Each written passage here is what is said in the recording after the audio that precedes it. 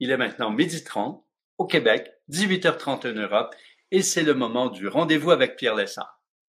Le rendez-vous avec Pierre Lessard, c'est un rendez-vous où on est soi, on est humble, on est dans ce qu'on est naturellement, toute notre beauté, et on partage les difficultés qu'on rencontre sur notre parcours.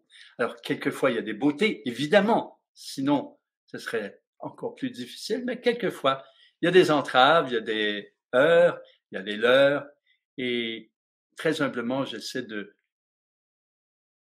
vous offrir des pistes pour faciliter le parcours, pour vivre des initiations quelquefois, pour changer le regard, pour poser nos regards au-delà des apparences, pour nous unir aussi, parce que en répondant à la question de l'un ou de l'autre, eh bien, on obtient tous des réponses, ça nous parle à chacun. Alors, vous écrivez vos questions et vous commencez en mettant des points d'interrogation devant vos questions. Vous mettez vos questions dans Q&A, question and answer, excusez l'aspect en anglais. Non? Oui? Q&A? Ou dans le chat? Dans le chat. On me dit dans le chat. Alors, vous placez vos questions dans le chat avec des points d'interrogation pour que je puisse les identifier rapidement.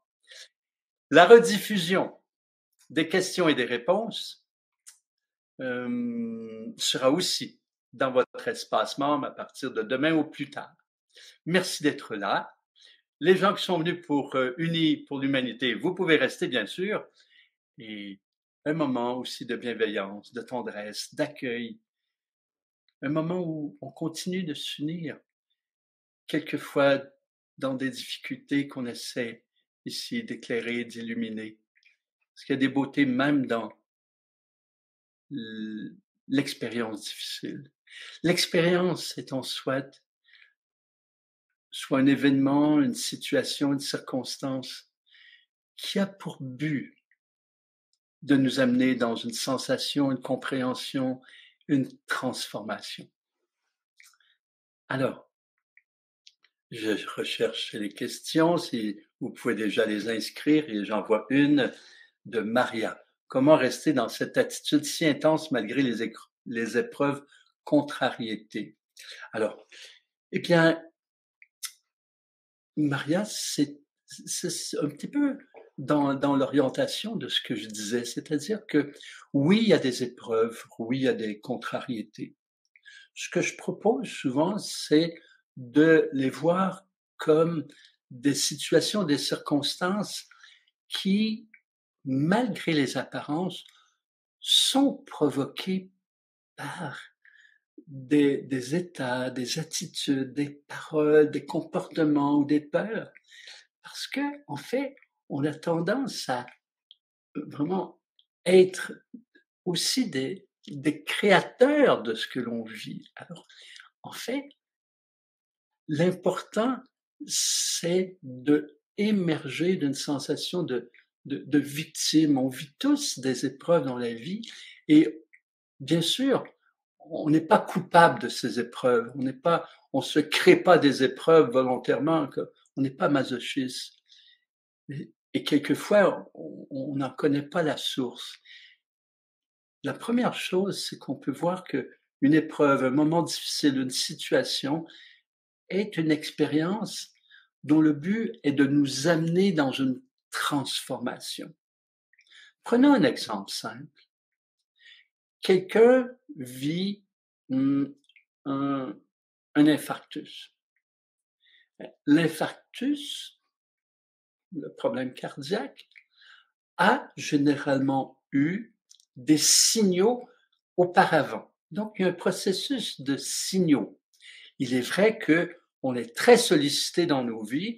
Il est vrai qu'il y a beaucoup de distractions extérieures et il y a des distractions intérieures aussi qui font en sorte que on ne sent pas ou on n'écoute pas les signaux. C'est vrai qu'on rate beaucoup de signaux. Donc, il y a des signaux. Par exemple, il y a des signaux du corps avant qu'il y ait quelque chose d'important. Si on capte les signaux, ça permet de changer des choses avant qu'il y ait une épreuve très difficile. Sinon, l'épreuve très difficile favorise une remise en question. Combien de gens avez-vous vu changer leur vie après une épreuve difficile? Par exemple, quelqu'un qui vit un infarctus, par la suite, un exemple simple, peut changer des éléments de sa vie. Par exemple, il se dit, je dois changer un peu de l'alimentation, je dois diminuer le stress, peut-être augmenter des activités physiques. En fait, sa prise de conscience, qu'elle soit aidée ou non par l'extérieur, fait en sorte qu'il adopte des états, des attitudes et des comportements qui sont plus sains, plus naturels, non seulement pour son corps, mais sa psyché.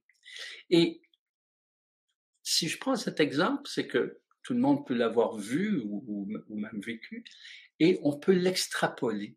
Chaque situation difficile est une expérience qui nous permet de comprendre des choses et d'ajuster des éléments, de choisir des transformations, de telle sorte que on soit dans une perspective plus naturelle, plus équilibrée. Et on pourrait dire même jusqu'à un certain point que inconsciemment, on crée des situations, des événements pour nous amener à nous transformer. Mais quelquefois, même dans une épreuve difficile, on constate pas le signal. Il reste que, a posteriori, on peut poser notre attention et réaliser des choses. Et c'est ça qui est important dans l'expérience. Donc, durant l'expérience, à partir du moment où ça nous parle, si on se dit oui, l'expérience, même difficile, nous parle de quelque chose en soi à transformer, que ce soit physique, psychique, énergétique. Alors, on peut se dire, quand on vit une épreuve, c'est difficile. Et c'est un signal. C'est tout de même un signal de quelque chose à transformer. Donc, il y a quelque chose de vraiment positif et une amélioration qui va s'en suivre. Et c'est dans cette perspective, Maria, que je vous dis, ça peut faciliter le maintien d'une attitude amoureuse, même dans la difficulté. Alors, voilà, je vois qu'il y a des questions avant celle de Maria. Il y a Mayanne. J'ai eu la COVID en septembre et j'ai perdu le goût et l'odorat. Vais-je guérir et comment? Alors, la question vais-je guérir? Je ne peux pas y répondre pour vous. Même si j'étais voyant, je ne peux pas y répondre pour vous. C'est-à-dire, vous avez la possibilité de guérir. C'est plutôt ça ma réponse. Et comment? Eh bien, encore une fois, et je pense qu'à chacune de nos rencontres, il y a des questions concernant la santé. Ce que je vous propose, c'est de vivre le dialogue avec les cellules. C'est un processus de 22 minutes qui est là sur Symphonie, qui vous est offert. C'est une guidance. Je vous invite à la vivre tous les jours. Quand vous avez une pathologie qui est plus lourde, plus difficile, vivez-la tous les jours. Pas une fois. Une fois, généralement, ça sert pas beaucoup en général. Ça peut servir, mais pas beaucoup. Vivez-la tous les jours. Pourquoi? Parce que dans le processus, il y a un moment très important, c'est l'écoute de votre corps, l'écoute de vos cellules qui vous explique le signal. Qu'est-ce qu'elles veulent dire? Qu'est-ce que, au-delà de la source, au-delà de ce qui a provoqué la perte du goût et de l'odeur, là, qu'est-ce que vous avez à apprendre? Qu'est-ce que vous avez à transformer? Quel est le sens de ça? Qu'est-ce que vos cellules vous invitent à changer dans votre vie?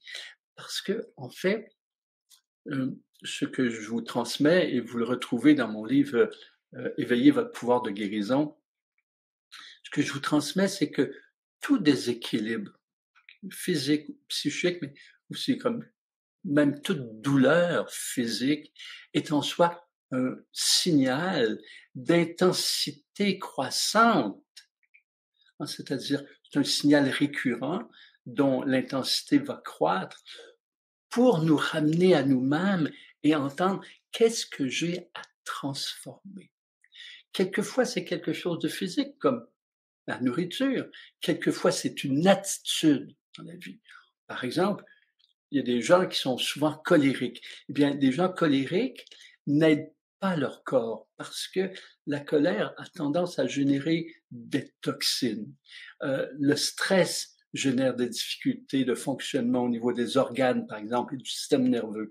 Donc, ici, le malaise, le déséquilibre, la douleur, la maladie sont un signal ou un ensemble de signaux qui veulent vous proposer de changer quelque chose, de transformer quelque chose qui collabore à la difficulté, donc pour le mieux-être. Et dans le dialogue avec les cellules, vous êtes amené à d'abord vous détendre profondément, être en contact avec vos cellules. Vos cellules ne parleront pas comme je parle, mais vont vous inspirer parce que vos cellules sont conscientes. Votre corps est conscient. Il maintient la conscience de qui vous êtes. Donc, et là, eh bien, vous pourrez mieux choisir les voies. Ça n'enlève pas que vous pouvez aussi œuvrer avec une médecine naturelle et une médecine conventionnelle. Alors, moi, je suis tenant de l'union de toutes les médecines, particulièrement quand vous en êtes au centre, vous, avec vous-même, à l'écoute de vous, non pas comme une victime, mais comme un être qui est conscient que ce qu'il vit est vraiment dans un processus d'évolution. Et c'est vrai qu'on n'a pas les réponses tout de suite. Et en étant en contact, sans se prendre la tête, sans forcément en étant dans un contact de plus en plus vrai, de plus en plus continu, on n'en vient qu'à saisir, qu'à entendre, qu'à ressentir de l'intérieur les éléments qui sont à transformer.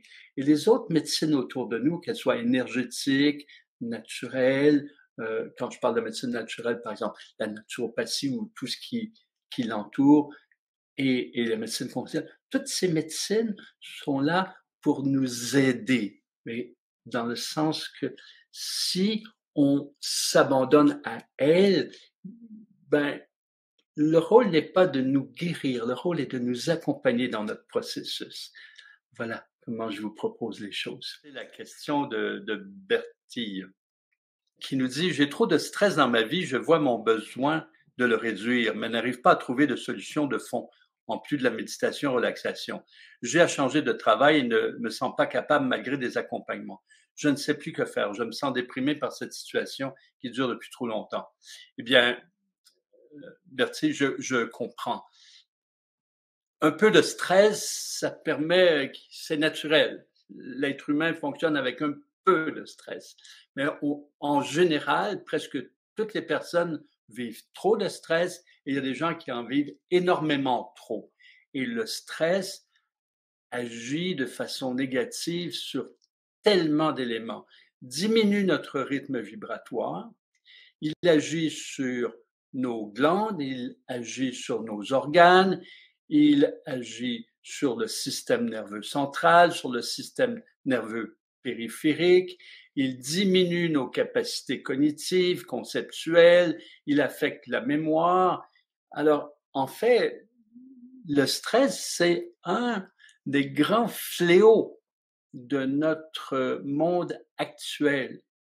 Or, en plus, il y a dépendant des personnes, ben, il y a des croyances, il y a des peurs, il y a des blessures qui viennent créer une augmentation de stress. Donc là, vous nous dites particulièrement que votre travail crée du stress.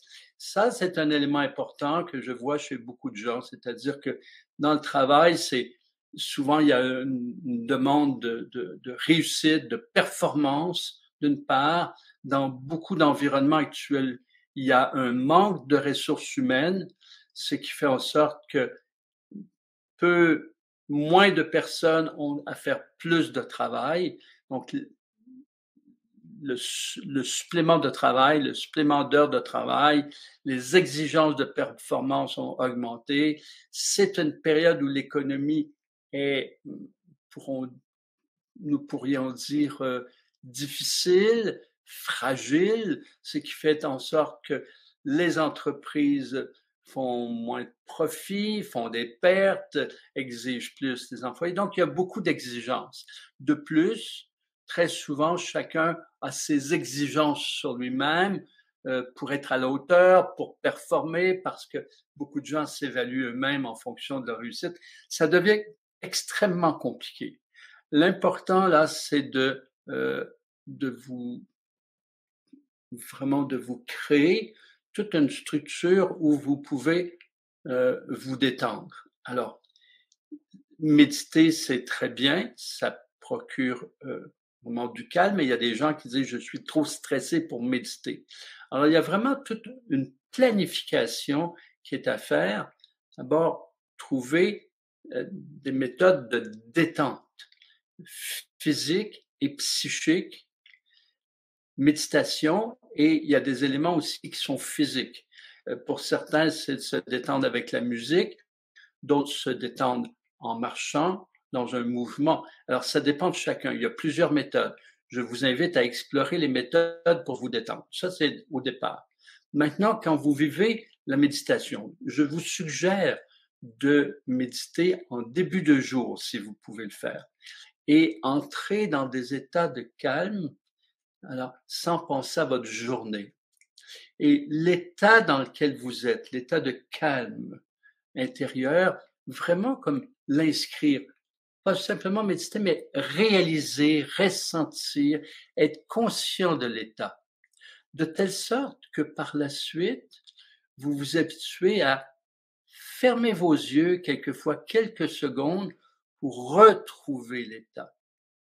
Alors, dans votre travail, c'est curieux ce que je vais vous dire, mais fermez la porte de votre bureau ou allez au cabinet de toilette et fermez vos yeux quelques instants, 2, 3, 5 minutes, pour retrouver l'état de calme que vous créez lorsque vous êtes en méditation. Maintenant, évidemment, vous n'irez pas au cabinet de toilette 12 fois par jour dans votre travail.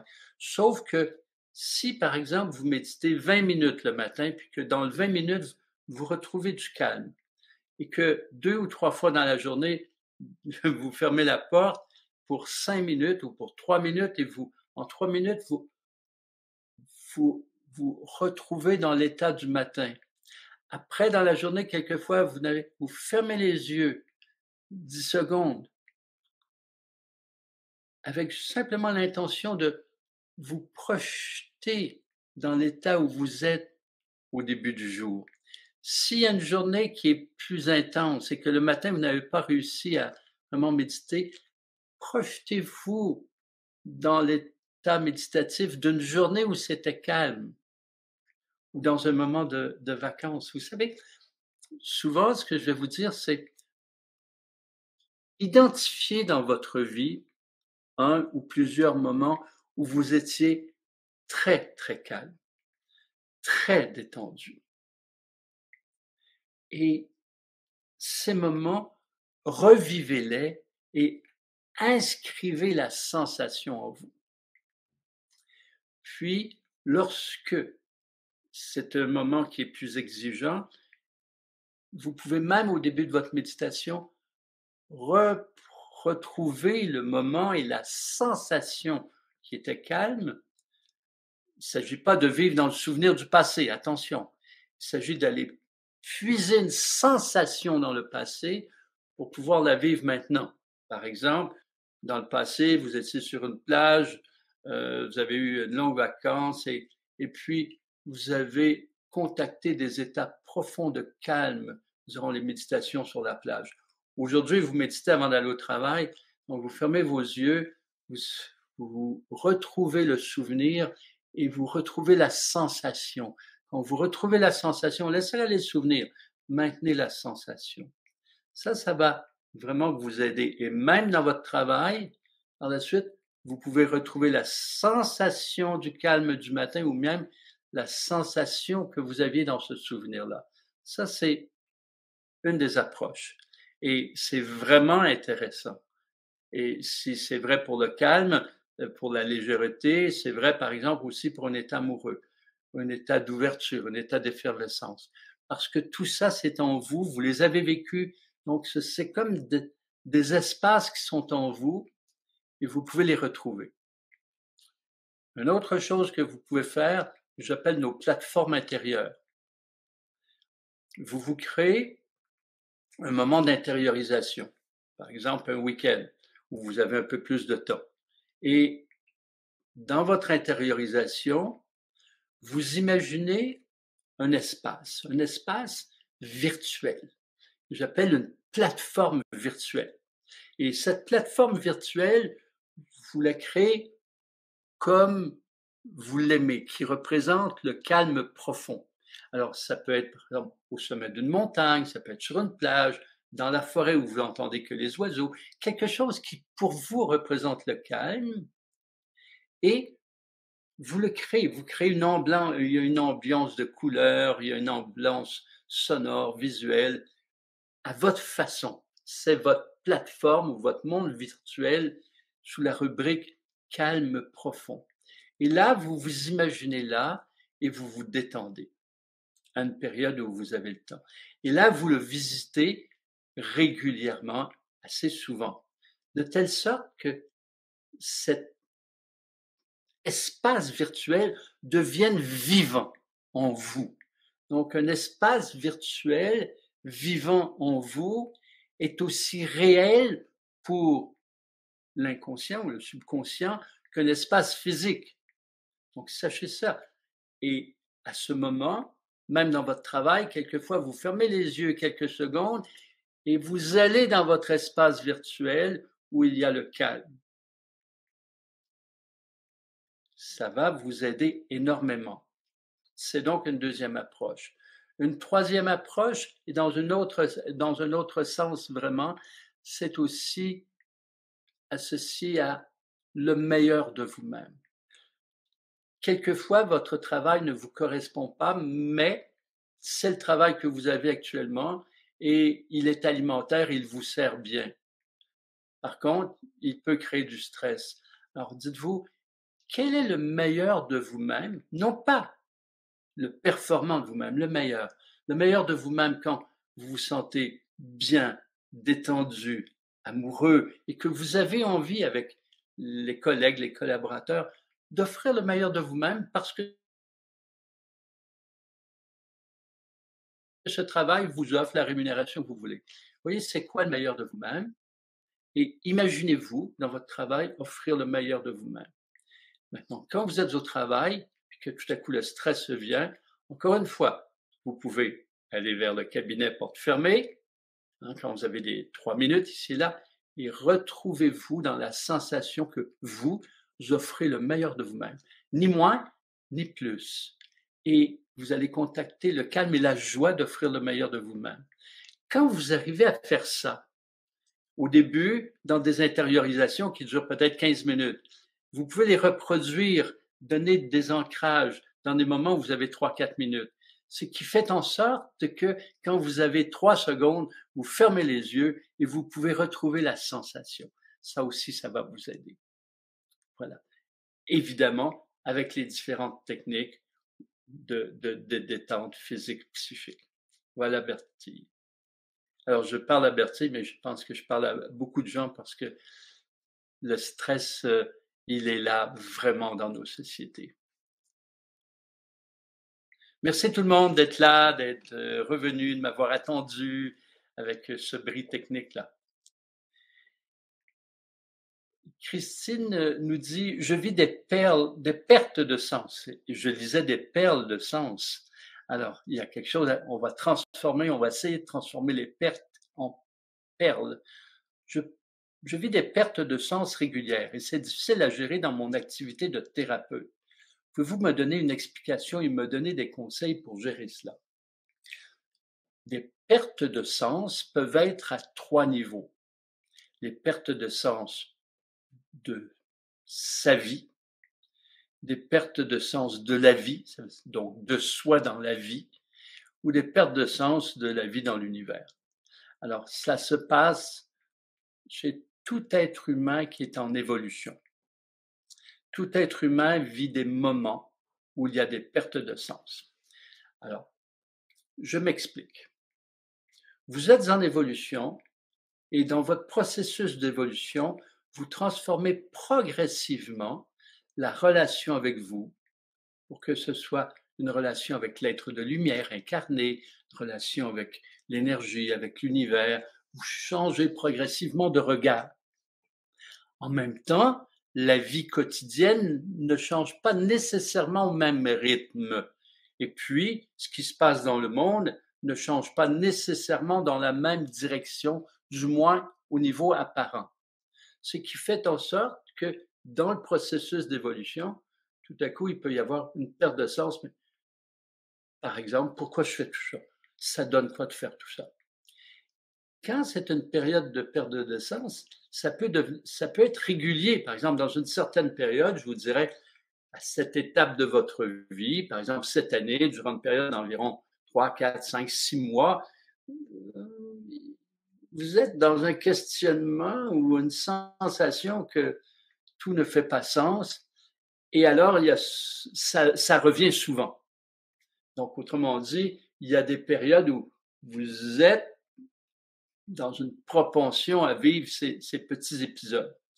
Et même, quelquefois, quelqu'un qui a une évolution va vivre l'impression que ça donne rien, qu'il est aussi bien de s'en aller. Donc ça, c'est aussi naturel d'avoir ces moments-là. La perte de sens, lorsque on n'y répond pas et qu'elle s'allonge, entraîne l'être dans une dépression. Donc ça, c'est très important quand il y a un moment de perte de sens, d'y répondre intérieurement. Et puis ma réponse à moi va être un peu dans la même orientation que la réponse que je viens de donner pour quoi faire face au stress, c'est-à-dire que on a à y répondre à des moments où on va plus s'intérioriser, aller plus en profondeur, de telle sorte que lorsque ça se passe dans la journée et que vous avez des consultants qui viennent vous voir, vous pouvez prendre quelques secondes pour replonger dans les moments où vous avez été plus en profondeur. Donc, ce qui est important, c'est que vous puissiez vous connecter avec ce qui fait sens. Alors, quelquefois, c'est le travail qui génère ça, quelquefois, c'est des amis qui, par leur implication ou leurs paroles, deviennent des déclencheurs de perte de sens. Il faut se ramener à qu'est-ce que l'on fait ici? Et donc, à ce moment, c'est très important de réaliser que notre parcours, c'est un parcours de retrouvailles qu'on a. Et les expériences que l'on vit ne sont pas ce qui donne le sens. Les expériences sont là pour nous faire émerger, pour nous faire retrouver nous-mêmes. Donc, on cherche, quelquefois dans les différentes expériences, la perte de sens vient, mais qu'est-ce que ça donne tout ça? À quoi ça rime? Parce qu'il y a une recherche de sens dans l'expérience, alors que l'expérience veut nous amener à nous-mêmes. Donc, le véritable sens est dans notre lumière, dans notre amour. On est là pour aimer, on est là pour s'unir, on est là pour retrouver ce qui est déjà là. Alors, quelquefois, quand il y a plusieurs moments de perte de sens, on vit aussi peut-être un passage initiatique. Le passage initiatique, c'est un passage de transformation qui est quelquefois fait changer de niveau, de relation à soi, de relation avec la vie. Alors, c'est un passage initiatique, c'est comme si vous êtes sur un plateau, vous vivez votre quotidien, et tout à coup, dans ce quotidien, vous avez pris conscience de différents aspects de vous, de la vie, vous voulez vivre différemment, et à un moment, ce que vous vivez, la façon dont vous vivez, ne fait plus sens. Mais la façon dont vous voulez vivre n'est pas encore définie. Vous êtes entre deux. Alors, quand la perte de sens se prolonge, ou bien vous êtes en dépression profonde, ou bien vous êtes dans un saut initiatique où votre vie jusqu'à maintenant, c'est pas ça qui vous propulse, mais vous ne savez pas ce que vous voulez. C'est comme si vous faites un saut dans les airs, vous pouvez pas revenir en arrière. Vous courez, vous vous élancez pour sauter, vous pouvez pas revenir en arrière. Donc, ce qui est en arrière, ça fait plus sens, mais ce qui est en avant, vous le savez pas encore, vous n'avez pas atterri. Alors là, on parle d'un passage initiatique. Donc, je reprends. Les pertes de sens peuvent être provoquées vraiment par tous les processus d'évolution. Donc, ça vient par petits moments. Mais lorsqu'il y a une grande perte de sens, eh bien, souvent, c'est parce qu'il y a un changement de relation très importante à soi et à la vie. C'est un passage initiatique. Maintenant, lorsque quelqu'un vit plusieurs aspects de sa vie qui sont ternes, qui ne fonctionnent pas, ben là, il peut y avoir vraiment une recherche de sens dans les événements, mais aucun événement fait sens. Là, ça peut amener dans une dépression. Vous voyez, ben, ça dépend un peu de qu'est-ce qui fait perdre de sens. L'importance, c'est de se rallier à ce qui est plus continu, ce qui reste présent, c'est-à-dire qui êtes-vous? Vous êtes un être qui cherchez à retrouver tout votre éclat lumineux, tout l'amour qui est en vous, cherchez à vivre l'unité avec vous et avec les autres. Ça, ce sont des constances. Quelquefois, les buts à court terme perdent leur sens aussi. Alors, rester connecté avec l'idéal qui, lui, c'est la grande orientation. Par exemple, votre idéal, c'est de parvenir à la paix profonde ou à l'harmonie totale ou à l'amour inconditionnel. Ça ne change pas. Donc, ça vous maintient sur la route. C'est donc très important qu'il y ait un idéal fort qui n'a pas à être atteint parce que quand tout à coup les buts semblent perdre de leur sens eux aussi, comme les événements, il reste l'idéal. Le sens profond de la vie, c'est très important. Hein, parce que si plein de choses de la vie quotidienne au début perdent de leur sens, il y a un sens à la vie. Par exemple, on vient dans notre monde pour retrouver l'état originel, l'état de l'être uni, amoureux. Alors, j'étais avec Christine. Vous me direz, Christine, si ça vous parle. Louise, comment trouver l'équilibre quand on vit de grosses douleurs chroniques? Alors, dans les douleurs intenses, chroniques, c'est vraiment très difficile et j'ai beaucoup d'empathie, beaucoup de compassion. Chaque personne qui en a vécu pourra vous dire, ou qui en vit pourra vous dire, par exemple, que même méditer devient extrêmement exigeant. Donc, c'est trouver un équilibre de vie dans les grandes douleurs. Alors, c'est difficile. Maintenant, c'est l'équilibre avant et après qui favorise le maintien de la route. C'est un petit peu comme, je fais le lien avec le passage initiatique. Dans un passage initiatique, la vie de la personne avant, ça peut être sur un thème comme sur l'ensemble de sa vie. Ça peut être ce qui était avant, ça, il n'y a plus d'intérêt, ça tient plus la route. Puis ce qui est après, ben, il n'est pas installé encore. Donc la personne est vraiment ne sait plus quels sont ses repères. Alors je dis à ce moment-là, bercez-vous, accueillez-vous vraiment dans l'amour de vous-même. Alors dans les douleurs chroniques, c'est vraiment un passage qui est important. Ce qui peut vous aider à le vivre, c'est l'amour de vous-même, c'est de vous bercer, c'est la confiance qu'il y a un mouvement qui entraîne un changement, qui est des moments meilleurs, des moments qui vont vous permettre de créer. Vous savez, j'ai souvent dit que dans la douleur, c'est extrêmement difficile même de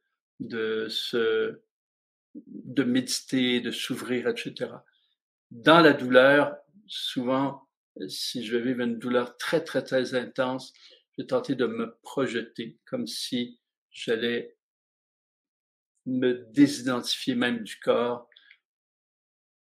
pour d'abord comprendre, traverser ce moment de douleur et être en contact avec une dimension plus vaste de mon être. C'est le corps qui souffre. Et les mots sont faciles à dire, mais lorsque les personnes souffrent, je sais, j'en ai vu, c'est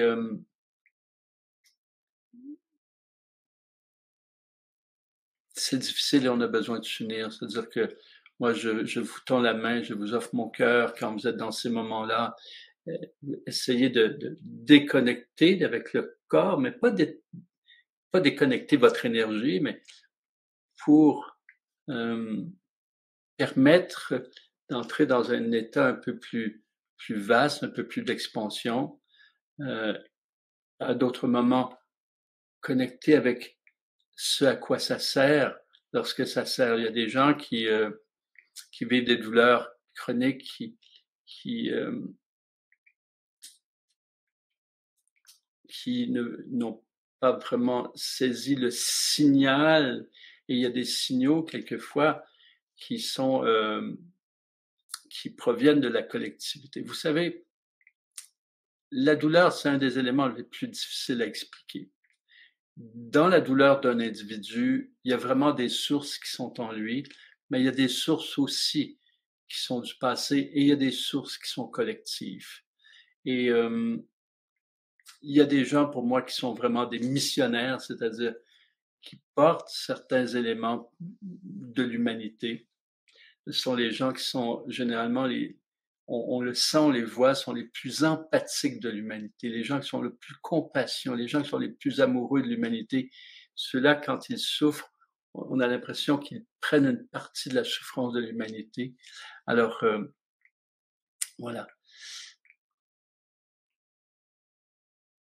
Ce qui est important en général pour les gens dans la souffrance, c'est de se bercer. Évidemment, quand elle est trop grande, personne n'arrivera pas à faire le dialogue avec les cellules, mais vivre, trouver des moyens de détente profonde. Il y a différents moyens. Il y a quelquefois, il y a des gens qui vont pénétrer la souffrance de telle sorte que plutôt que de subir la souffrance, ils sont comme dans le noyau de la souffrance. Alors, il y a un éclatement. J'ai vécu ces expériences-là avec des maux de tête qui faisaient en sorte que c'était intenable. Je voulais me lancer sur les murs.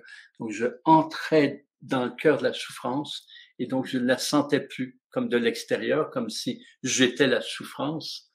À d'autres moments, je fais l'inverse, c'est comme m'élever au-delà et puis pouvoir l'observer. Ce qui va être important, c'est après la souffrance, de contacter ces cellules pour demander qu'est-ce qu'il y a à transformer.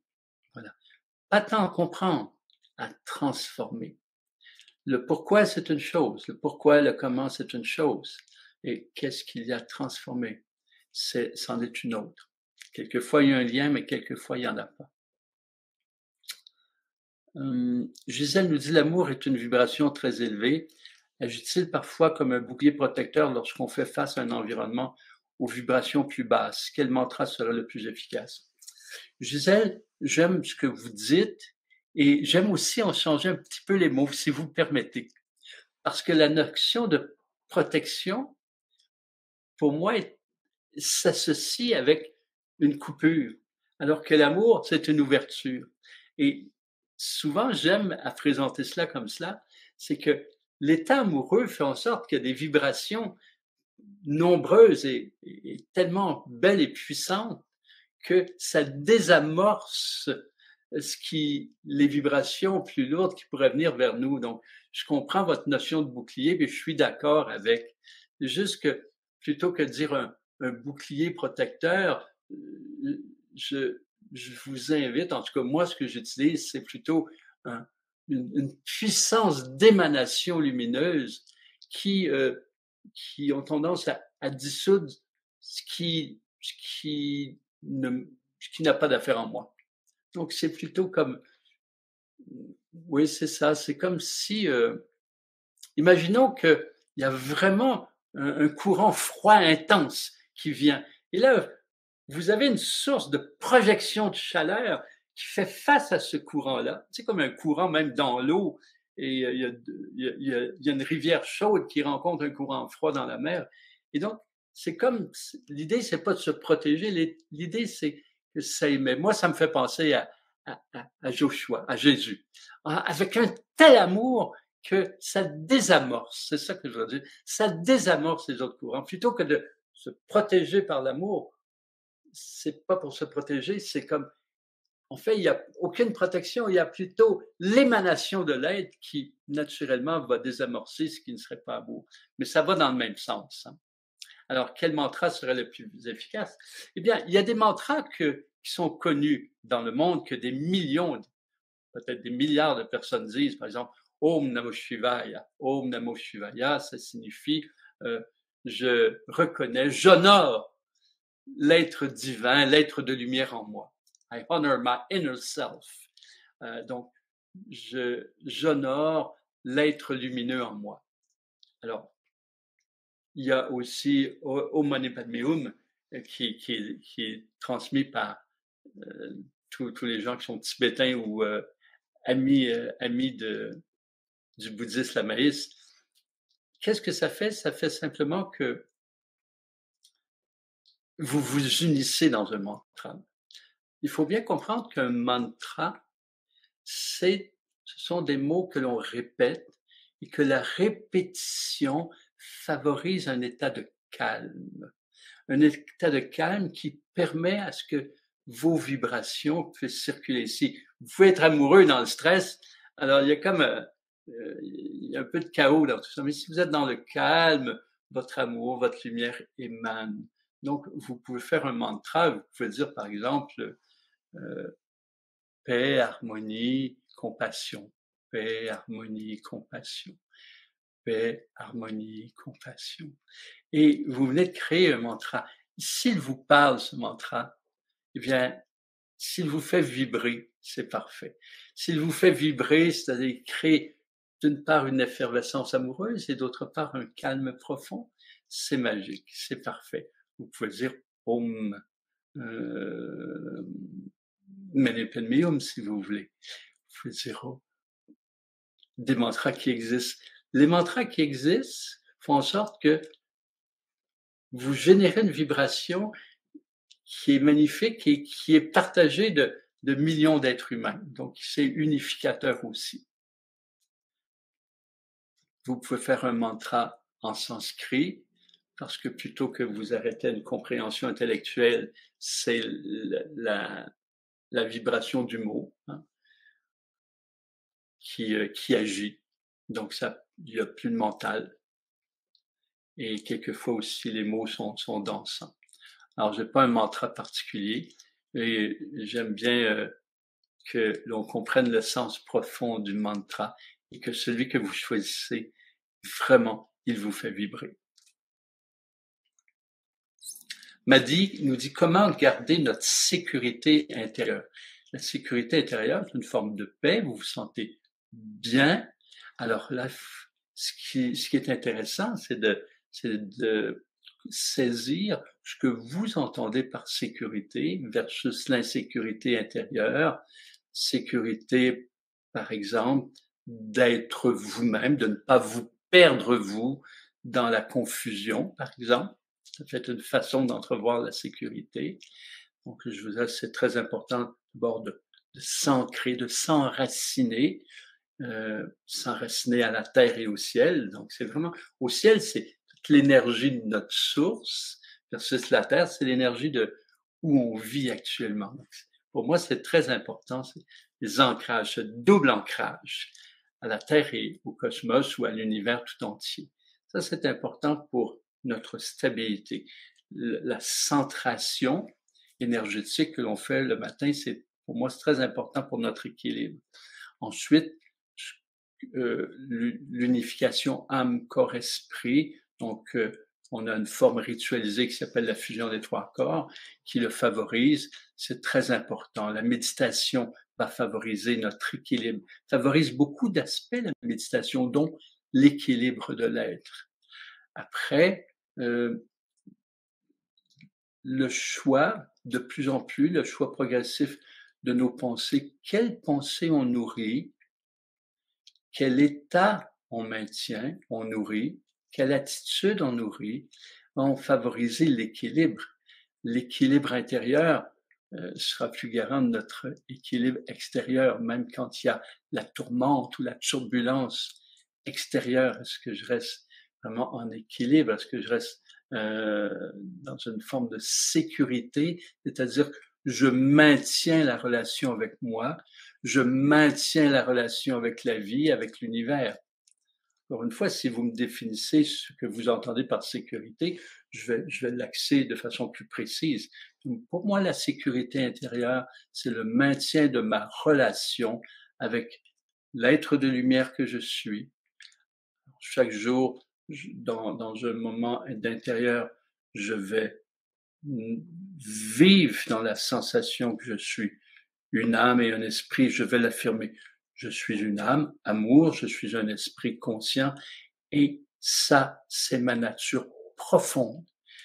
Quel que soit ce qui se passe sur Terre, je suis cela et je vais rester cela. Quels que soient les événements qui peuvent affecter l'extérieur de mon être, la vie, je suis cela. Et cela fait en sorte que je me sens en équilibre, je me sens en sécurité dans le sens que je ne suis pas dans une turbulence intérieure. Maintenant, pour le maintien de cela, j'ai tendance à choisir mes pensées. Si quelqu'un commence à me parler longuement, par exemple, de tout le déséquilibre qui se passe sur la Terre, je peux écouter et en même temps être en contact avec qu'est-ce que moi j'émane, quelle est mon œuvre pour contribuer à l'équilibre. Si un individu ne fait pas ça et qui se laisse envahir par tout ce qu'on lui transmet, qu'il y a comme turbulence, c'est effrayant ceci, c'est effrayant cela. Par exemple,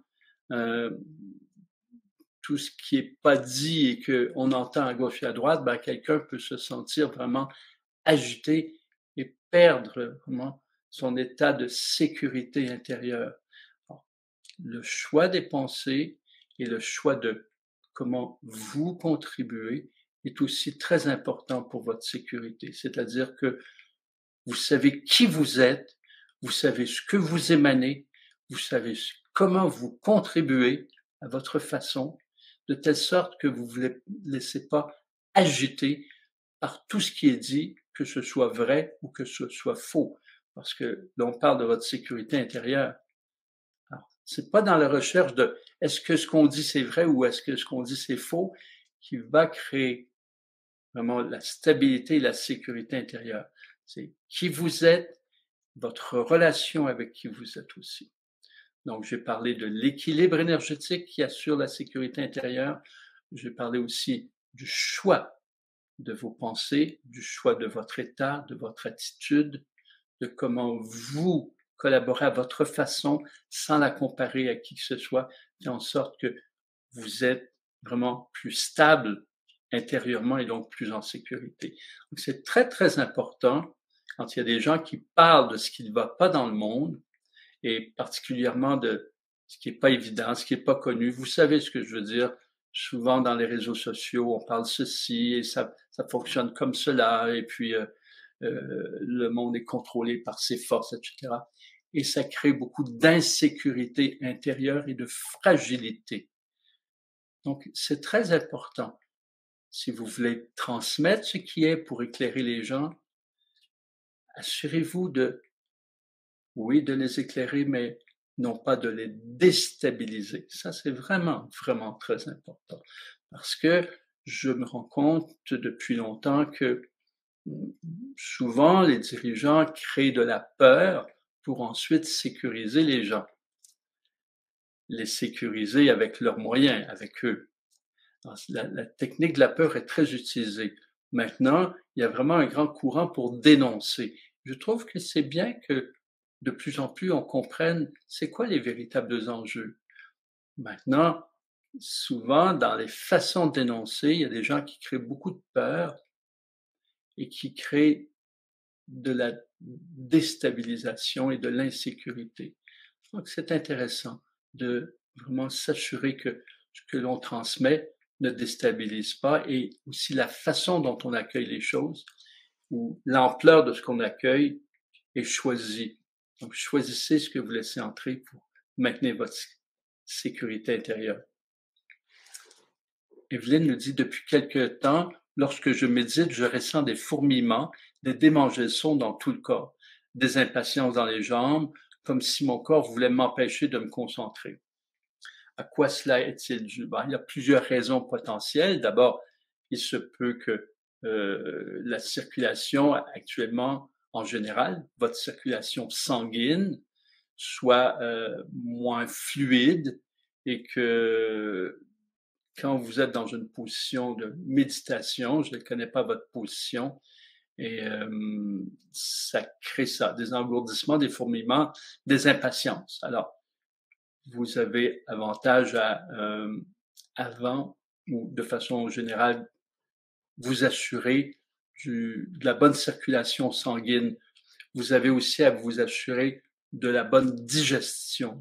Lorsque le système digestif, durant une période, circule moins bien ou lorsqu'il y a, fonctionne moins bien ou lorsqu'il y a plus de toxines, eh bien, cela peut provoquer cela. Ça arrive quelquefois lorsque vous êtes dans une période de cure, à l'inverse de ce que je dis. C'est-à-dire quand c'est une période où il y a un peu plus de toxines, où vous êtes moins en mouvement, ça circule moins, eh bien, cela peut provoquer ça. Mais quelquefois, c'est l'inverse. Quand vous êtes en période de cure, eh bien, le foie est dans un processus d'élimination et ça peut créer aussi ces impatiences dans le corps. Donc, il y a plusieurs causes possibles. Donc, j'ai parlé maintenant physiquement, ça peut être aussi psychiquement, comme ça peut être aussi le système nerveux. Donc, le système nerveux périphérique ou central peut aussi être tendu et ça crée cette sensation d'impatience. Alors, voyez avec votre corps, d'abord, quelle en est la source. Par exemple, dans le dialogue avec les cellules, vous pouvez voir avec votre corps quelle en est la source pour agir au niveau de cette source-là. Il se peut aussi que ce soit des préoccupations qui créent ça. Mais de façon générale, si vous êtes une méditante et qu'il y a des passages comme ça, ben ces passages vous invitent à vraiment accentuer une circulation physique et énergétique. Le moment où vous méditez vient vous indiquer que le corps a besoin, le corps et l'énergie ont besoin de circuler. Merci. Isabelle nous dit, mettre de l'énergie d'amour dans la matière, dans la construction d'une demeure, favorise son harmonie. Le feng shui est un peu cet art. C'est une affirmation et oui, émaner l'amour dans la matière, dans la construction. J'aime bien ça. Votre maison est en construction et vous l'aimez. Et je vais faire une histoire complète. Par exemple, vous utilisez des matériaux. Ces matériaux, donc, s'il y a des matériaux nobles comme le bois, par exemple, ou les pierres viennent de la nature, donc vous les aimez. Vous pouvez leur parler, pas tout le temps nécessairement, mais vous pouvez leur dire que vous êtes heureux qu'ils soient là, qu'ils viennent contribuer à ce à quoi vous contribuez en étant vivant par votre œuvre de vie. Vous pouvez leur dire que vous êtes rempli de gratitude, qu'ils viennent contribuer et de façon très, très amoureuse, très, oui, reconnaissante. C'est une reconnaissance en la matière aussi. Je me souviens aussi, des gens font ça et c'est intéressant. Avant de placer entre le mur extérieur puis le mur intérieur, il y a des gens qui écrivent des mots d'amour. Merci, merci aux pierres, merci au bois qu'on utilise, de collaborer ou nous voulons faire une maison d'amour pour que les matériaux en profitent aussi. Donc, il faut écrire des choses, des poèmes, etc. à l'intérieur sur les matériaux, même si vous voulez. Et évidemment, ce qui favorise le plus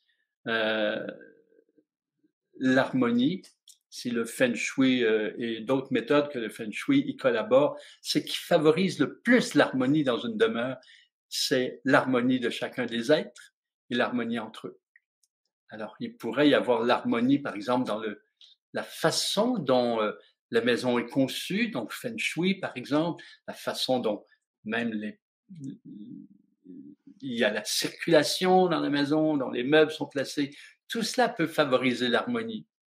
Les couleurs, les sons et tout ça.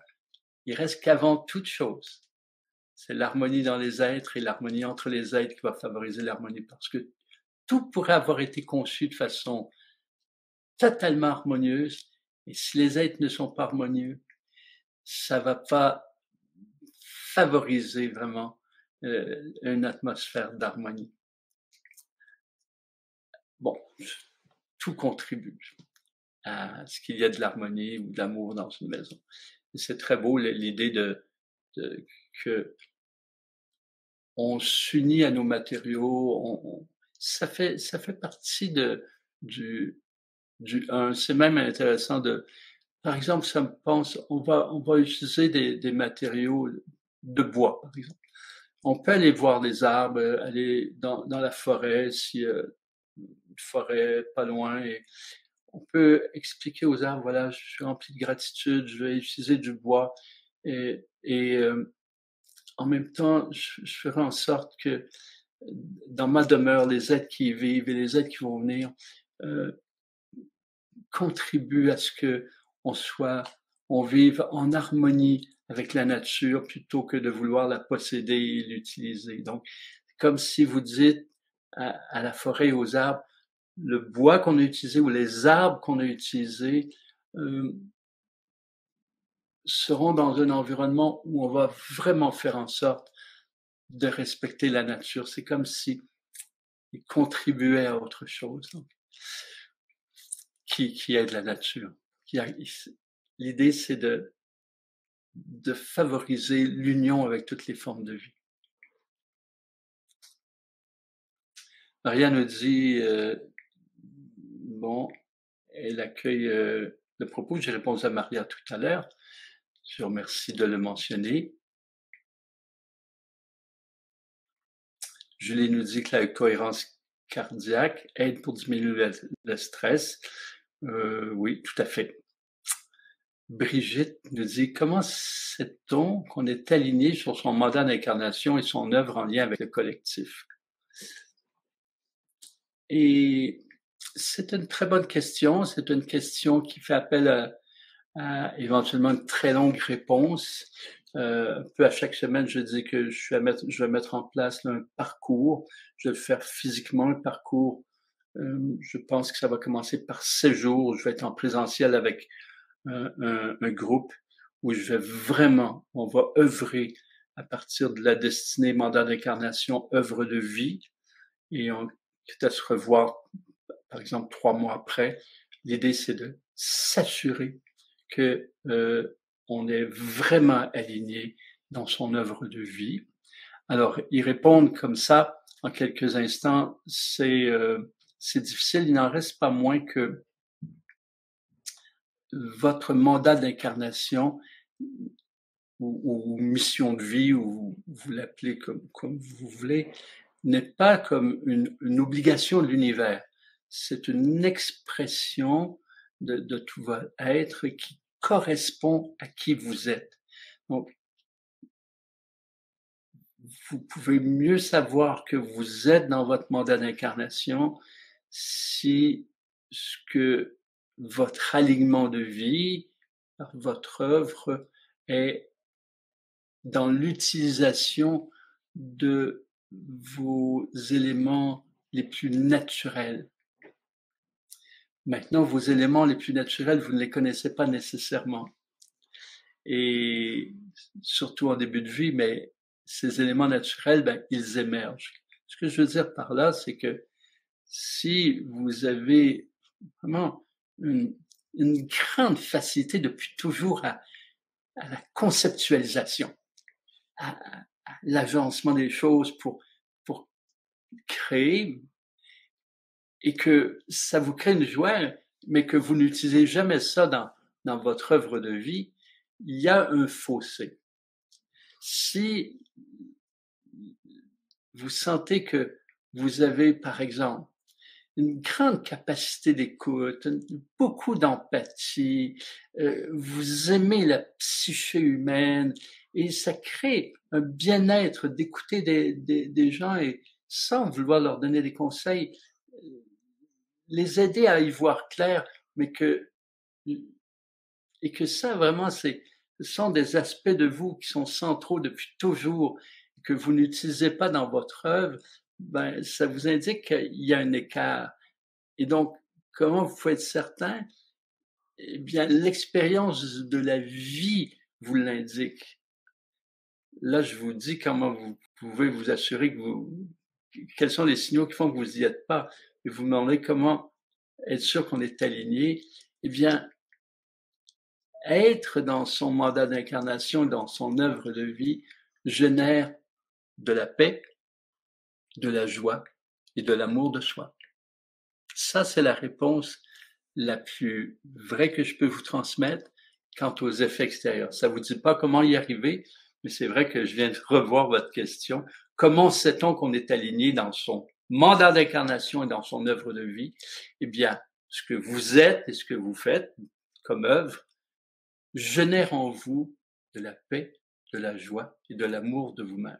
Ça ne veut pas dire qu'il n'y a pas un matin où vous n'êtes pas content de ce que vous avez fait, mais de façon globale, votre dévouement génère cela. Et là, vous savez que vous êtes au bon endroit. Et ça continue dans le temps.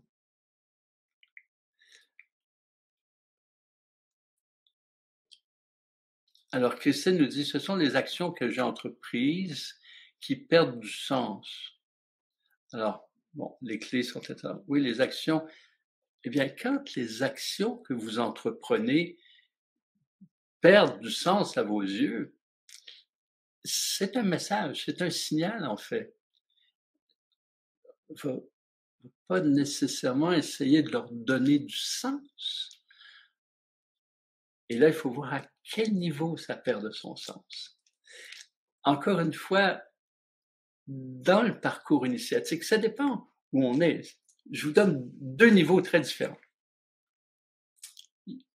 Prenons la personne qui, comme je l'ai dit tout à l'heure, qui a vraiment beaucoup de patience, d'écoute, d'empathie, qui a une facilité à partir de l'écoute, à amener l'être à y voir clair. Donc, et c'est ce qu'elle aime vraiment le plus, et que les actions qu'elle prend, c'est, par exemple, elle va suivre un cours d'informatique pour pouvoir devenir consultant d'informatique et faire un meilleur salaire. Ça, c'est l'aspect alimentaire. Imaginons que son choix, son action d'aller prendre un cours d'informatique perde de son sens. Eh bien, elle peut redonner du sens en se disant, voilà, ça, cette action a un aspect alimentaire. Pour gagner ma vie, me sentir en sécurité matérielle dans ce monde ici, d'ici à ce que ça change. Et j'ai tout de même une autre action à prendre, donner de la place à ce qui me réjouit. Donc, ça va donner du sens. Quelquefois, on a l'impression que pour donner du sens à une action, il faut complètement l'arrêter. Par exemple, vous faites telle chose, imaginons que la personne qui suit sa formation en informatique se dit, mais ça fait pas de sens. C'est pas ça mon aliment de vie. Et elle abandonne tout, mais avant de pouvoir bien vivre de toute une clientèle par exemple, au niveau de la thérapie, peut-être que des années vont passer et ça va être difficile. Elle peut faire ça, mais elle peut se dire, tiens, je vais avoir un travail alimentaire qui va balancer et progressivement, à l'augmentation de ma clientèle dans ce que j'aime, je vais diminuer l'autre. Alors, ça donne du sens aux deux. On n'est pas obligé de prendre des décisions toujours draconiennes. Toutefois, il y a un sens à donner aux choses. Il y a un sens à donner. Je me rappelle, il y a longtemps, quand, le processus si on veut, d'œuvre énergétique que je faisais, les soins se mettaient en place, eh bien, j'ai choisi de continuer à œuvrer, par exemple, à l'agence de voyage. Heu, Ça me permettait aussi d'être en contact avec les gens dans ce qu'ils vivent dans leur vie quotidienne, plutôt qu'être juste dans le milieu que je voulais, dans lequel je voulais me déployer. En fait, j'ai choisi d'œuvrer plusieurs années, malgré le fait que j'aurais pu me centrer dans ce qui était totalement mon œuvre de vie, mais pas par sécurité alimentaire, mais pour vraiment être en contact avec les gens dans dans ce qu'ils veulent, dans ce qu'ils aiment, dans leurs difficultés. Donc voilà, ça donnait un sens aux choses.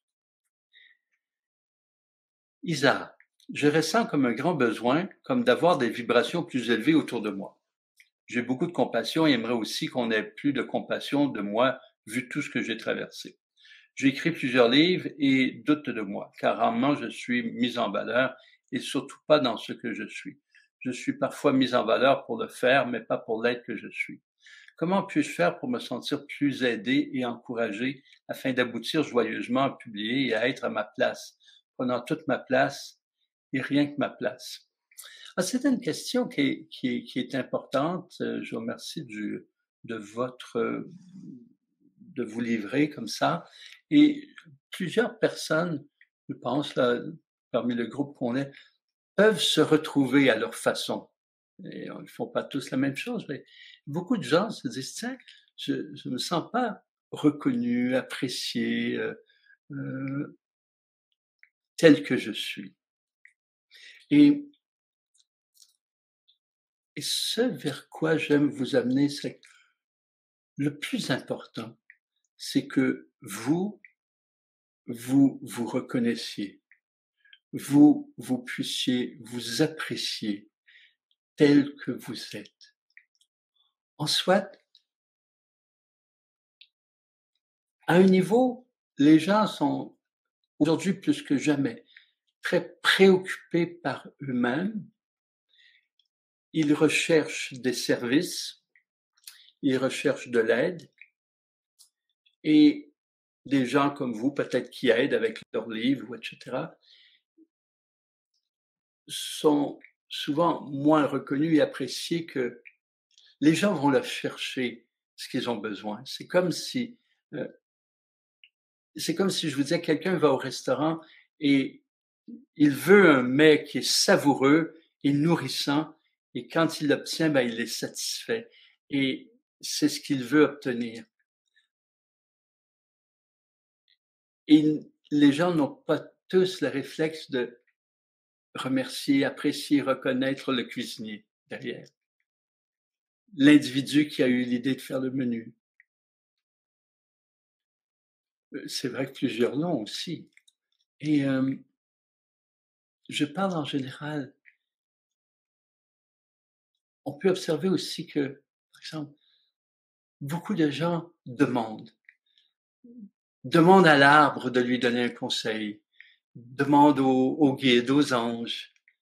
Et souvent, je vais dire, hein, offrez votre présence, offrez votre regard, offrez votre amour aux arbres, aux anges, aux maîtres, aux guides, etc. Donc, alors, je comprends que bon, vous écrivez des livres ou pour un autre, c'est vous participez à une chaîne de montage, une ligne de montage dans une industrie et vous n'avez pas la reconnaissance nécessairement. Et ce qui est important, même si de l'extérieur on s'aperçoit que s'il y a tout de même plusieurs personnes qui offrent de la reconnaissance, la majorité n'en offre pas. Et j'ai pu aussi, dans plusieurs expériences, me rendre compte que euh, vous pouvez faire 100 bonnes actions et si tout à coup vous vous trompez, ce qu'on retient, c'est là où vous vous êtes trompé. Et ce qui m'amène à vous dire, le plus important, c'est de choisir les pensées, les états, les attitudes dans ce que vous faites et l'action qui vous réjouit profondément. Et ça, c'est pas égocentrique. Ce que je veux dire, c'est choisissez en vous reconnaissant. Choisissez d'être vous. Choisissez d'exprimer ou de faire ce qui est une extension de vous.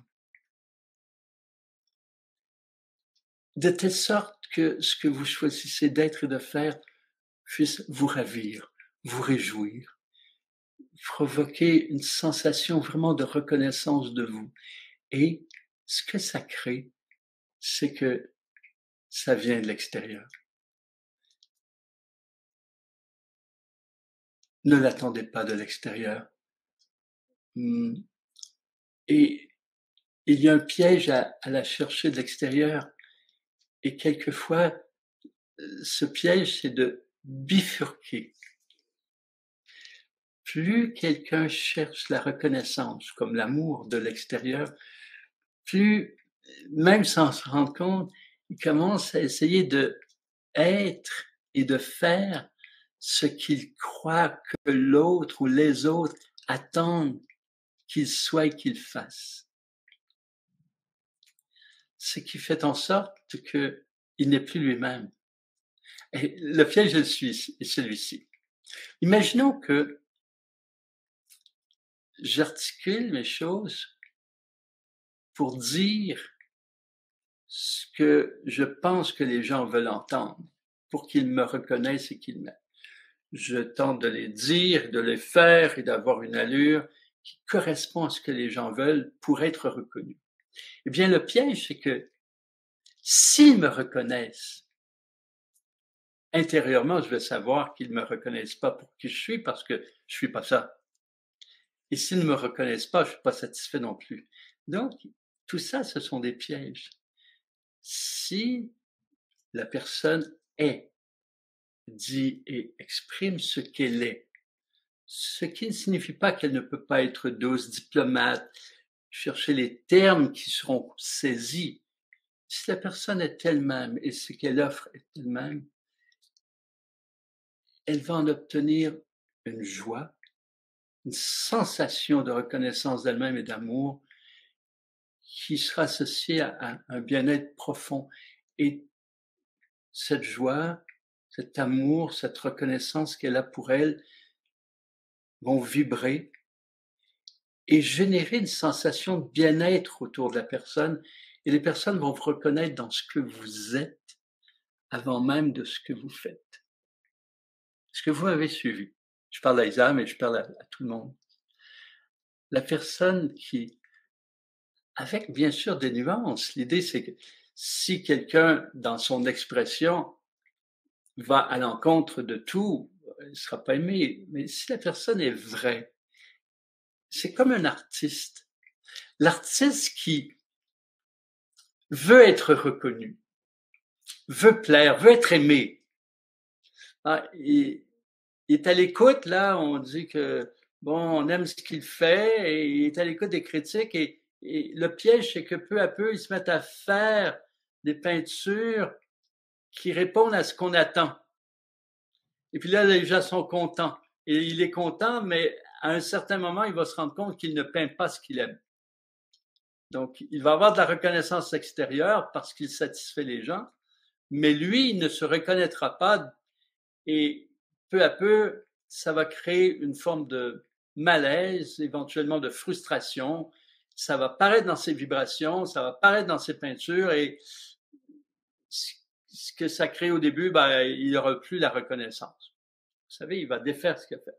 Alors que si le peintre peint en fonction de lui, qu'il aime ce qu'il peint, il aime la façon qu'il a de peindre, il aime les couleurs, et évidemment, il aime, ça grandit, parce qu'il se cherche à travers sa peinture, et il va faire en sorte que c'est de plus en plus lui-même, et sa peinture dans 10 ans est différente. Et ce qu'on va aimer à travers sa peinture, c'est sa vibration, c'est ce qu'il est. Alors peut-être qu'il y a moins de gens qui vont l'apprécie, apprécie sa peinture, mais ceux qui vont l'apprécier vont le reconnaître dans sa peinture.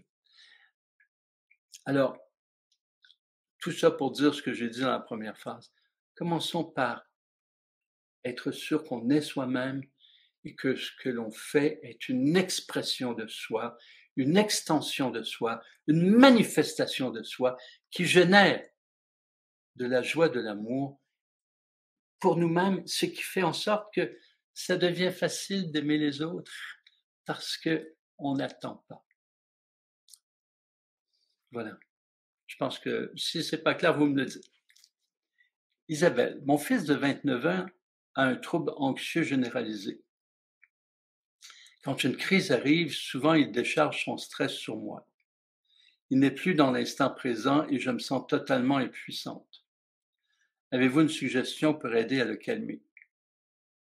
Par moments, c'est vraiment difficile pour moi de rester dans l'amour et j'ai surtout envie de m'éloigner pour me protéger. Évidemment, dans l'histoire que vous nous transmettez, Isabelle, il y a des éléments qui nous manquent. Est-ce que votre fils vit avec vous? Pourquoi y a-t-il toute cette proximité? C'est-à-dire, votre fils a 29 ans. Alors, il vit un trouble anxieux. Est-ce qu'il est tout de même autonome dans sa vie? S'il est autonome dans sa vie, votre fils à 29 ans a sa vie à vivre et il arrive souvent vers les âges de 27, 28, 29 ans, alors qu'il y a un retour, les astrologues diraient le retour de Saturne, où les jeunes gens de cet âge-là revoient leurs valeurs. Et en revoyant leurs valeurs, ils revoient la source de ces valeurs et donc qui sont associées aux parents. Donc, ils ne sont pas contents quelquefois de telle chose, leurs parents. Et c'est souvent le moment où il y a une difficulté avec les parents, comme si les parents étaient accusés d'avoir généré telle ou telle valeur. Mais en fait, c'est souvent un âge qui n'est pas si simple.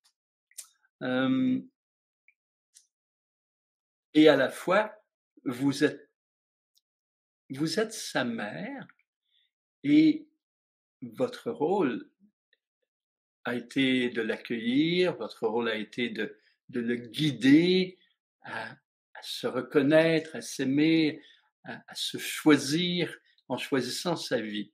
Maintenant, à 29 ans, c'est un être autonome qui est à l'âge peut-être lui-même d'avoir des enfants et de les guider. Et ces difficultés ne sont pas de votre responsabilité. Ça ne signifie pas d'être indépendante, mais ça signifie que vous n'avez pas à le prendre sur vos épaules. Donc ça, c'est très, très important. Son stress et ses difficultés, même s'il les attribue à vous dans la guidance que vous avez fait, vous avez fait de votre mieux à l'époque où vous l'avez fait. Et s'il y a des choses dont vous n'êtes pas satisfaite, c'est votre rapport avec vous-même, des choses que vous pouvez changer. Ce qui est important, c'est que pour vos enfants, quel que soit l'âge, que je dis souvent, c'est que la porte de votre cœur soit ouverte,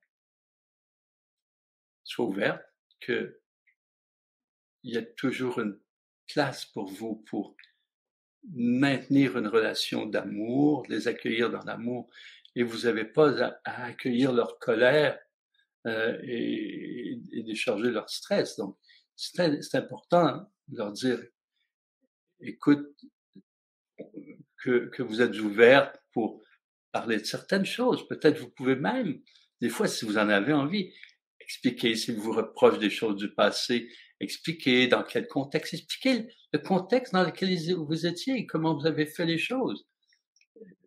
Et qu'il y ait une relation entre deux adultes. Et c'est ça à quoi je veux en venir.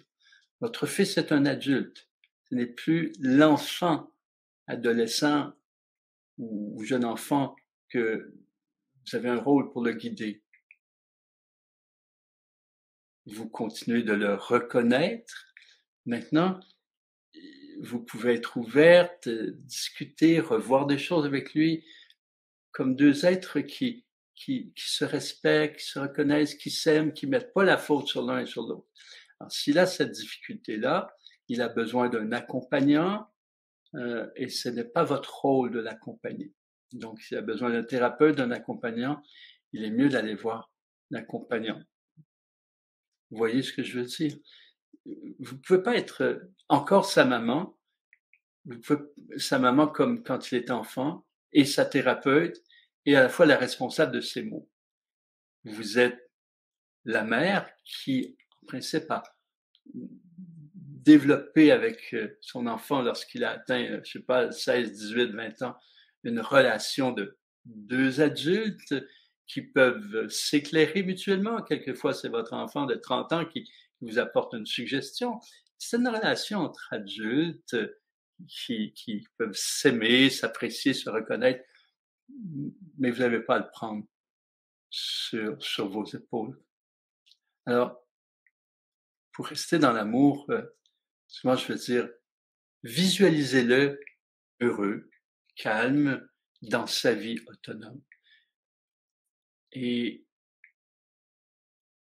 après, même les suggestions que vous pourrez lui faire, les conseils, c'est pas à vous de lui faire les conseils. S'il vous demande un conseil, dites-le lui.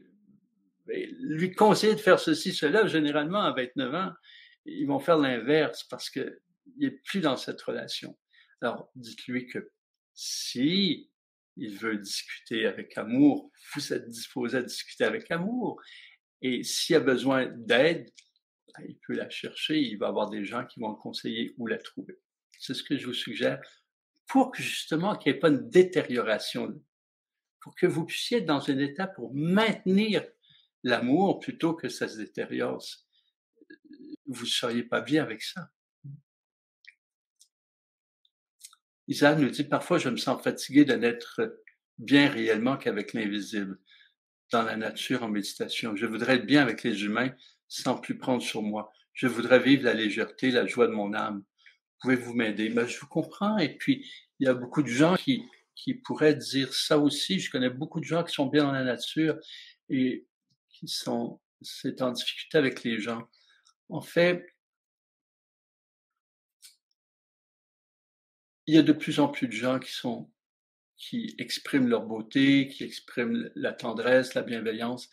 Il reste que dans notre monde, il y a encore beaucoup de gens qui sont pris dans le stress, qui sont chargés. Une des façons qui est intéressante, c'est de voir les gens comme des gens qui sont blessés, qui sont beaucoup en réaction, mais la réaction provient de leurs blessures. Comme, vous savez, un animal qui est blessé peut avoir tendance à gronder, voire à rugir, voire même à attaquer. Et quand vous réalisez qu'il est blessé, vous comprenez qu'il est mal. Et il y a tellement de gens qui sont mal. Et leur réaction, quelquefois, c'est de s'enfermer avec eux-mêmes. D'autres, c'est de critiquer. D'autres, c'est d'être en colère. D'autres, c'est de banaliser ou repousser. Et les relations sont souvent difficiles. À partir du moment où on constate que les gens sont vraiment blessés, ils sont mal. Il y a des gens qui sont blessés depuis leur enfance, leur adolescence, des gens qui sont blessés par tout ce qui se passe, qui se sentent pas en sécurité, qui se sentent bouleversés.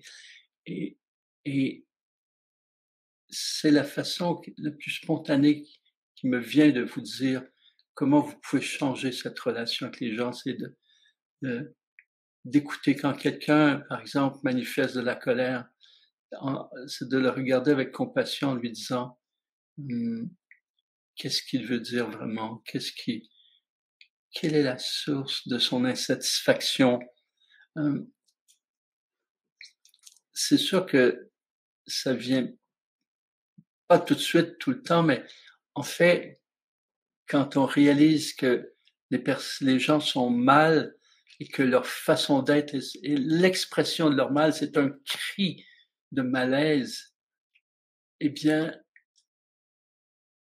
plutôt que le prendre comme une critique de soi ou un non-accueil de soi, on s'aperçoit que c'est c'est le hurlement de la personne qui, qui voudrait être dans une vie meilleure.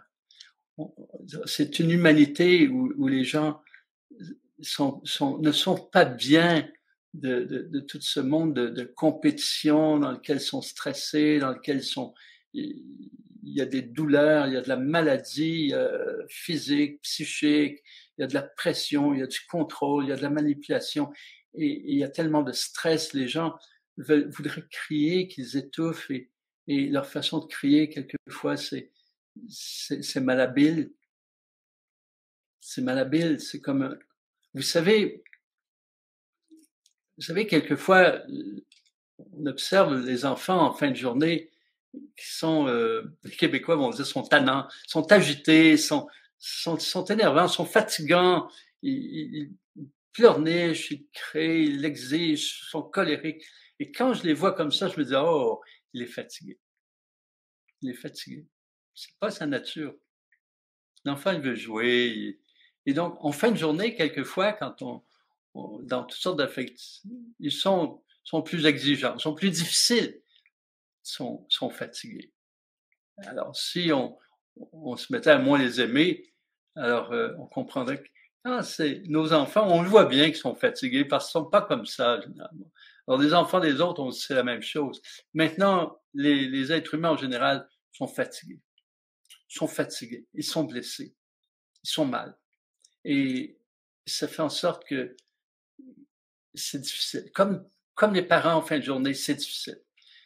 Tous les parents vont comprendre. À la fin de journée, vous êtes, je sais pas, vous êtes dans un restaurant et c'est pas toujours facile avec les enfants. Ou vous êtes sur la rue, vous faites une promenade et puis c'est pas, ils ont besoin de dormir, ils sont fatigués, ils savent plus ce qu'ils veulent pas dormir, mais c'est bon. Vous comprenez ce que je veux dire. Eh bien, je veux vous m'entendiez dans le bon sens du terme. Les gens sont mal, sont fatigués, et quelquefois les façons de s'exprimer, de se comporter, c'est difficile pour tout le monde envers tout le monde. Et ce regard-là fait en sorte que ce regard-là est plus amoureux, plus compassion, et fait en sorte qu'on se sent mieux avec les gens. Même si on est fatigué de toutes ces critiques, de toutes ces colères, de tous ces malaises, on peut se dire, je vais commencer par mon regard de compassion qui va susciter peut-être de la compassion aussi, de la bienveillance. Soyons bienveillants les uns avec les autres. Alors, mais la légèreté, la joie, aussi dans les petites choses. Genre, au tout début, Isaiah, je disais, même si tout va mal, sachons voir le merveilleux autour de nous. Ça nous allège, ça nous réjouit. Et je dis, malgré tout ce qui se passe dans le monde, il y a tellement de beauté. Dans la vie, il y a tellement d'éléments qui sont merveilleux que si on se disait chaque jour, je m'assure vraiment au moins de merveiller, au moins une fois, tout serait plus léger, plus joyeux. Donc, ce que je vous propose, vous le vivez comme ça, parce que vous le vivez dans la nature, partagez-le. Partagez-le aussi, de telle sorte que ça devienne contagieux. Merci. Alors, ouais, le temps passe. Encore 2 questions. C'est déjà plus de 2 heures. Isa, vu le nombre de traumatismes que j'ai vécu, je me suis souvent senti en insécurité terrestre. J'essaie beaucoup de me renforcer et de rester connecté, mais en contact avec l'entourage, ça me demande beaucoup d'énergie pour garder le cap. C'est comme si je passais à une sorte d'attente négative, comme si le passé était réveillé et émanait du profond de mes entrailles. Comment pourrais-je faire pour que l'entourage soit plus sécurisant, plus épanouissant et plus joyeux? C'est une bonne question et plusieurs personnes vraiment aussi vivent des malaises face à leur entourage. Bien, votre entourage, vous le choisissez. Vous le choisissez. Il est vrai que à un moment, vous allez retrouver toute votre sérénité, tout votre bien-être, toute votre joie avec vous-même et que vous allez pouvoir, vous, être une pile de joie et vous allez vous sentir en sécurité avec tout le monde, quel que soit votre entourage. Alors que vous sentez le déséquilibre, alors choisissez votre entourage. Quelquefois, quand il y a une situation qui vous vous sentez plus insécure à l'intérieur, choisissez 1, 2, 3 amis, 1, 2, 3 copains avec lesquels vous vous sentez vraiment une bienveillance, vous sentez une tendresse, vous sentez de l'accueil. Et même si pour un petit moment, l'entourage est plus réduit, qu'il en soit ainsi. Alors, quelquefois, même avec sa famille biologique, on peut dire, je suis dans une période où je me reconstruis, je vais être un peu moins présent. Et on le dit de telle sorte qu'ils ne se sentent pas rejetés ou qu'ils ne sentent pas qu'on jette un blâme. Mais même avec des amis, on peut dire des copains, j'aime la façon dont on vit certaines étapes de nos vies. Actuellement, je vis un passage. Alors, je serai moins présent. Et vous vous entourez de ceux avec lesquels vous vous sentez bien, pas pour faire un cocon, pour vous isoler, pour retrouver vos bases, retrouver vraiment votre environnement énergétique dans lequel vous vous sentez bien. Parce que lorsque vous retrouvez votre équilibre, votre harmonie, votre bien-être intérieur, donc vous émanez cela, vous pouvez être avec toutes sortes de personnes. Vous pouvez côtoyer des gens qui sont fâchés, des gens qui critiquent, des gens qui exigent et vous sentir bien en sécurité. Si vous êtes fragilisé, que votre passé de traumatisme remonte, il est important d'apaiser. Un apaisement, puis une guérison profonde pour ensuite être en connexion avec tous. Alors, Isa, vous me permettez, vous avez une autre question, vous en avez beaucoup, c'est chouette, je vais tout de même laisser la place à une autre personne. Louise, comment accompagner une personne révoltée, fermée et agressive? Alors, vous l'accompagnez parce que soit vous êtes thérapeute, soit que ce soit votre ami ou votre enfant ou votre mère. Vous n'êtes pas obligé d'accompagner quelqu'un comme ça. Donc, accompagner une personne révoltée, fermée, et c'est la première chose qui va me venir, c'est de lui permettre de s'exprimer autrement que par l'agression, c'est-à-dire qu'elle puisse faire en sorte qu'elle puisse sentir que vous êtes vraiment à l'écoute. La personne qui est révoltée et agressive, elle est ainsi parce qu'elle a une blessure. J'en parlais tout à l'heure dans la réponse avec Isaac. Elle est blessée. Donc, et sa révolte et son agressivité est une façon d'exprimer qu'elle n'est pas contente, mais qu'elle est blessée aussi. Donc, l'idée, c'est de lui permettre de s'exprimer au-delà de la révolte. Comment je pourrais dire? L'agressivité, c'est une première forme d'agression parce qu'elle est mal. C'est une première forme d'expression qu'elle est mal. Maintenant, ça peut pas être la seule. Derrière ça, elle a envie de parler. Il y a un enfant meurtri. Il y a quelqu'un qui est fortement blessé. Elle a envie de parler de sa blessure pour pouvoir résoudre cette blessure-là. Alors, quand une personne est révoltée, fermée, agressive, si on a à l'accompagner, c'est certainement pas au début en la confrontant. C'est plutôt en disant, ben, je veux t'entendre, je veux entendre qu'est-ce que tu veux me dire? Qu'est-ce que j'ai à comprendre? Qu'est-ce qu'on a à comprendre? Qu'est-ce que tu essaies d'exprimer? Et peu à peu, vous allez voir, vous allez trouver, avec beaucoup d'empathie, vous allez trouver la porte à ouvrir pour que la personne aille profondément. Généralement, on arrive à faire ouvrir une porte et la personne entre vraiment dans quelque chose qui est très, très attendrissant, quelque chose où la personne est très émue et comme si vous allez retrouver l'enfant, ses pleurs et qui va s'ouvrir totalement. pour trouver la porte, au départ, c'est vraiment que la personne sente que vous êtes dans une écoute à un point tel que c'est plus grand que ce qu'elle montre par son agressivité. Ce qu'elle montre, c'est juste l'extérieur. Vous avez à l'accompagner pour qu'elle sente que vous pouvez aller plus loin. Voilà. Alors, désolé Isa, vous avez encore beaucoup de questions. Régine, Guylaine, on va continuer la semaine prochaine. Rendez-vous avec Pierre Lessard à 12h30 au Québec lundi prochain, à 18h30 en Europe. Merci d'être là tout le monde. Merci à l'équipe qui soutient tout cela. Merci d'avoir été patient lorsqu'il y a eu la coupure d'électricité ici. Et je suis désolé si je ne peux pas répondre à toutes les questions. Il va toujours y en avoir. On continue. Vous gardez votre question, vous la reprenez la semaine prochaine et on continue à être ensemble, unis, à l'écoute, avec bienveillance les uns avec les autres. Sans jugement, sans jugement. Tout peut être dit, tout peut être accueilli, tout peut être énoncé. Merci tout le monde. À très bientôt.